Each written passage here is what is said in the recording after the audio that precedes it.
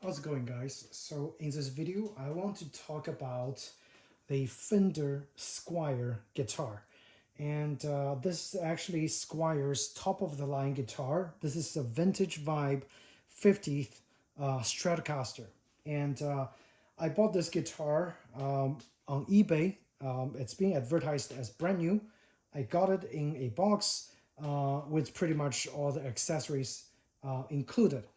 And granted, it's for sale way below the retail price of around $425. I got it for a little more than $300, and that's the cost that I've acquired this particular guitar.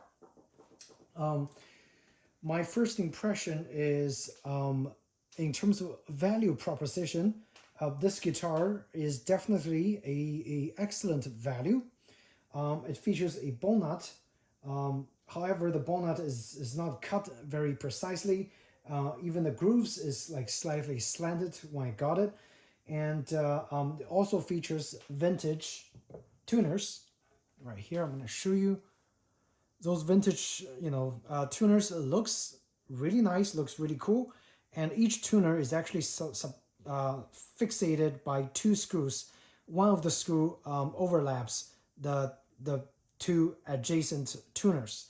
I'm really not a big fan of this tuner because it's very hard to turn. It's like a high ratio tuner. So basically, if I just turn this just very slightly, it goes like very far on the tuner while I'm trying to tune it. I like the tuner that have very fine adjustments. Now those vintage tuners are not my favorite. And you secure it by the screws on the back. You can't really secure it at the front. I prefer the traditional standard tuner where you actually have a very secure 10mm socket wrench that you can secure the tuners at the front. I really don't like the vintage design on this guitar. Again, as I said, great value because this one, it tries to recreate that 50s original design, which it actually sticks pretty nicely too. And your standard single coil pickups, SSS configuration as they say. And in terms of the tune from those pickups, it's pretty good. It's got that classic Fender's single coil pickup sound. When I tried it on my tube amp, which is a Line 650 DT, it actually does clean sound really well. Each of those bridge, the neck, and the middle, each of those pickups gives you a very classic signature tone from Fender. Okay, so that's no doubt about it. You get a really decent pickup in here. And in terms of the switch quality, I opened up the cover area. The switch kind of looks like they're very wimpy. They're like smaller than even the made in Mexico Fenders. So in terms of build quality, I would say, or the electronic component quality, this is one level below the made in Mexico Fenders, which is Fender's entry level for their signature Fender line of guitars. So not the best electronics, however, it does sound very authentic. And the bridge, it's a vintage style bridge with the tremolo setup with the 6 screws over here. Okay, the setup is fine. I have nothing to complain about, and I was able to actually get the guitar in I don't know how do you say it, intunated for the high strings below the 12th fret. It's very easy to tune it. So really, in terms of the bridge design, I have no complaints. The only thing is this stamped bridge, it actually says Squire on it instead of Fender. So I don't know if this is a lower quality branded bridge, or it's actually from the same factory and they just market it for a lower tier market. by putting Squire on here instead of saying Fender.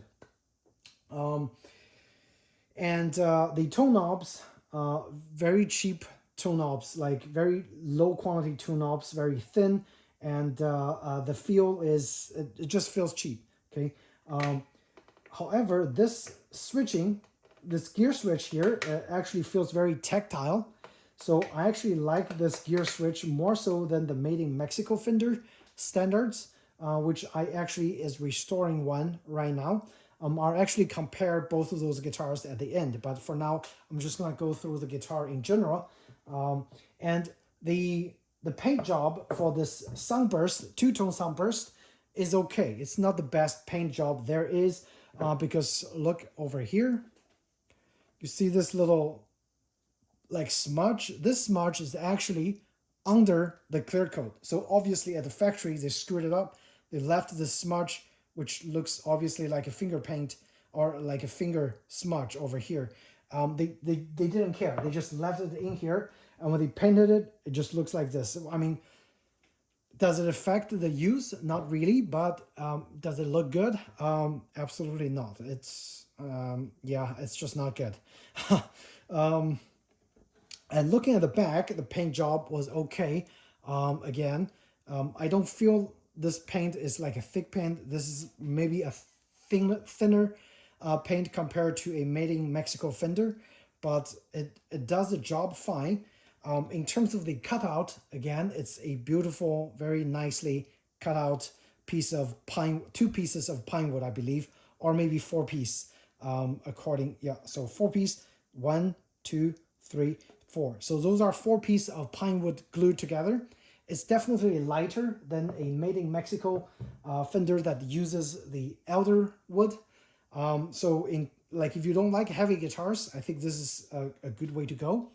But again, not the best paint job and not the best finish, but it does the job perfectly fine, and it actually stays true to the vintage 50s vibe of the Fender guitars. Okay, and that's pretty much the general impression of the Fender Squire vintage vibe 50th Strat. And the fingerboard is nice. I like this glossy finish on this beautiful piece of maple wood. It actually plays really nice, and it's very smooth when you glide your fingers on the fingerboard compared to a naked or exposed maple fingerboard. And this looks to be a solid piece of maple, at least for the fingerboard area. Yeah, I have no complaints about the neck. The back of the neck, unfortunately, it's glossy. If you don't sweat, it glides very beautifully. I have a very sweaty hand. As you can see now, it's already really hard for me to slide my hand through the back. So if you have a sweaty palm, make sure you avoid a neck that's glossy painted on the back. It just doesn't slide through very well for sweaty hands.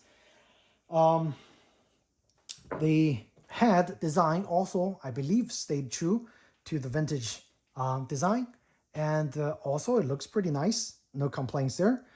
They actually used the real piece of wood for the truss rod area, entryway right here. On the Made in Mexico, it's actually plastic over here. Okay, so that's a nice touch. And looking at the back, those covers also feels 1 grade cheaper than the Made in Mexico cover boards.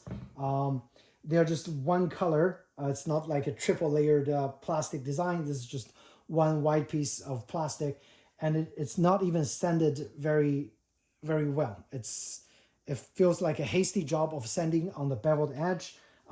Again, your average, I guess, made in Indonesia, low-end guitar build on this Squire. Okay, so does it feel like a $600 guitar, or even people are comparing this to a Fender Standard? Does it feel like a Fender Standard? Absolutely not. This, when you just pick it up in the hand, it doesn't feel high quality.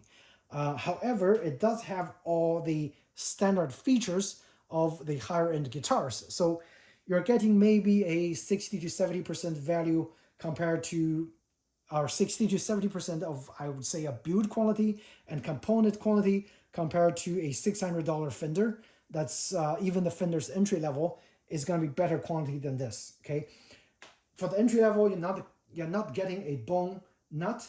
However, this bone nut is not even that well made and polished and aligned. So I wouldn't say this is a like a killer feature of the Squire vintage vibe. All right. So at the end, let me grab my Fender made in Mexico in restoration, and we'll compare just quickly what this guitar in terms of build quality compared to the other Fender standard from 1999 feels like.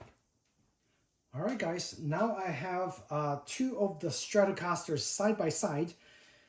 Again, this is a vintage Fender made in Mexico model. This is the standard HSS model.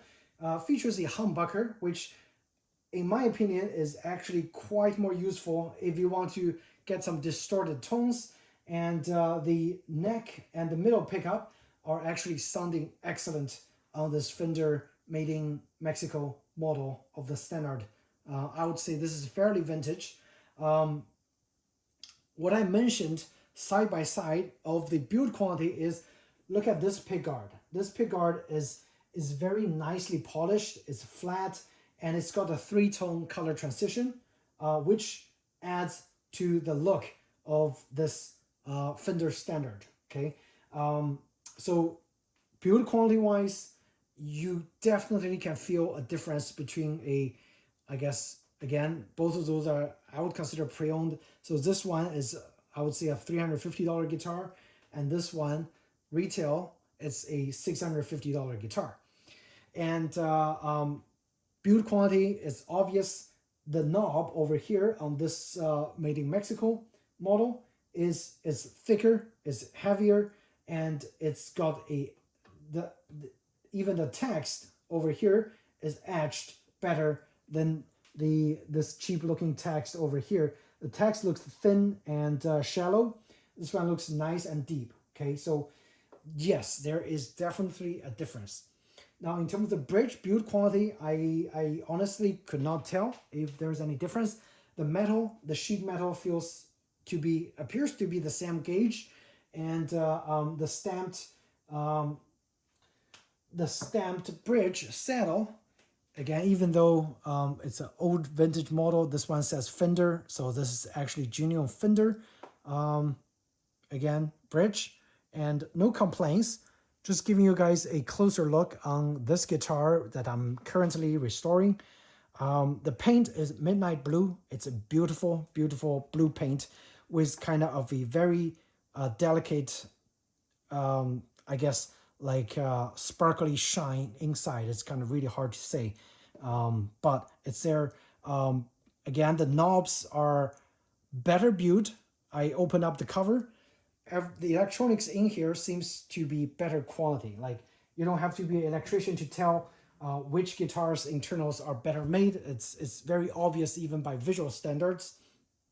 The neck is where I think the Fender standard have advantage, because this is a beautiful rosewood neck, and this one is, obviously untreated rosewood. And look at the texture. And even though this one doesn't glide as smooth as a glossy paint, for me, I am very sweaty hand, sweaty finger. When my finger gets sweaty, the glossy finish actually makes it harder to glide on the back and the front. Now, the Made in Mexico also has a satin finish on the neck, which makes my sweaty hand glide just a little bit easier. My hand is sweaty now. It glides slightly easier than the glossy one over here, which it's almost sticky, very uncomfortable to glide for sweaty hands. Okay, so that's one big consideration. Interestingly, this Fender Squire had a nice curved edge cut, so this one is machined better. This one just have a very straight corner cut over here. As you can see, it's a straight cut. Does it feel comfortable? Yes, it feels extremely comfortable. Like, this curve and this flat edge, they all feel the same, like when you're actually sitting down and playing. So there really isn't any difference over there. But this one, I guess if you like a curved look, the Squire Vintage Vibe might be for you. If you like a straight look, again, this vintage Fender Standard is a better value proposition if you ask me, if you can get it used in excellent condition. So in terms of like the price for this one, I was able to get it in used condition for a little more than $300. However, there are a few issues with this one that I'm currently restoring. One is the tone knob in the center is not working, and the other is I need to get a new bowl nut because the bowl nut on the Fender Standard is made of plastic. I ordered a genuine Fender bowl nut, and I'm gonna put it here and replace the old one, and then I can just restring it and start using it right away, and eventually have this tone knob checked out, because this tone knob is supposed to be controlling the neck pickup, I believe, or the middle pickup right here, but it's not doing it. Or it's supposed to control the middle and the and the humbucker. Again, it's not doing it. The only tone knob that's working is the one over here. And interestingly, this one actually controls the first pickup right here. So that's something that I'm working on. And again, for the price of a little more than $300, it's not in playable condition. This one, for the price of a little more than $300, is entirely playable. The action, that's the last thing I want to talk about. The action, or the frets on the fingerboard is actually, when I received it, it's got a horrible buzz near the 12th string, and when I checked with a gauge, it basically is bouncing around like crazy on the 12th string. What I figured is, actually, I used a little hammer, like a plastic hammer. I just knocked down the fret, and apparently, in Florida humidity, the guitar goes through, cold, dry AC control room to a humid place, and then maybe back into the cold, dry place again. So the fingerboard actually wraps or changes shape slightly in Florida. What I did is I simply just knocked the fret back into the fretboard, and it actually now is working fine. There is minimal amount of buzz on the low E string, but that's pretty much it. The guitar plays fine. The guitar has been tuned, and it's it's enjoyable to play once you have it just fairly quickly set up. Which guitar would I actually personally pick up and play more? I feel like I'm gonna be more leaning towards the Fender Standard. That once I restore, I'll definitely play that guitar more so than this one, because this one, again, I look at that, it's an eyesore. The paint job is an eyesore, and when holding the hand, it's not as heavyweight, and it feels kind of cheap. This one, it's about 8 pounds, so right there, in terms of weight preference for me, I think 8 pound is a good weight for me, but some people might prefer a 7-pound guitar that's lighter and easier for extended play. This one, the paint, you touch the paint, you feel this one have better paint and build quality than the Fender, than the Squire Vintage Vibe. So that's my opinion, okay? And again, I much more prefer this kind of standard tuner where you can have a 10mm wrench to tighten the tuner over here instead of tighten the screws on the back, because the screws are actually very easy to strip, okay, on those. Even though it's an easy fix, the screws does strip. If you change the tuner or damage your tuner, it will be a harder fix than this kind of tuner where it's very easy to replace one tuner or replace all the tuners at once, and maybe get a locking tuner as well, okay? So there is your difference in terms of a Squire Vintage Vibe and a fairly vintage 1999 Fender Standard made in Mexico. And my personal preference is a Fender made in Mexico guitar as opposed to Squire.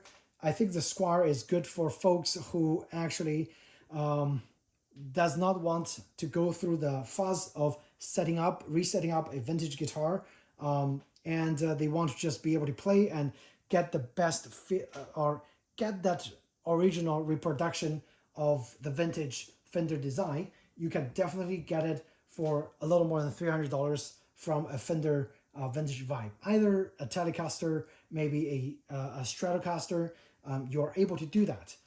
Build quality wise, no. I eventually, once you advance, once you, I guess actually learning guitar more, you definitely want to go one step up or maybe even two step up to go made in USA version. And those will feature even better build quality. Now, is it like a twice as good build quality? No, but it's better build quality. The more price, the more money you spend on the guitar, the better build quality it gets, and the less hassle there is. So that's just pretty much a general rule for looking at buying an electric guitar, and at least that's my experience. I think as I advance, I will eventually looking at replacing the Fender Standard to maybe a Fender Made in USA model, and that's just me. If you guys have any questions about the Fender Vintage Vibe 50s Squire guitar, or the Fender Made in Mexico HSS Vintage, this is a 1999 model, feel free to ask me in the comment section down below. I'd be happy to answer those questions for you. And I hope you found this comparison video helpful. Sorry there isn't any tone comparison because, again, if you look on YouTube, there are a gazillion of Fender guitar tunes and playing from other folks that probably play much better than me. For me, I like to do DIY restoration and I like to compare guitar build qualities. And I think this is a good comparison for people who are interested in comparing those two guitars. So thanks again, and maybe I'll see you guys in the next video. Take care.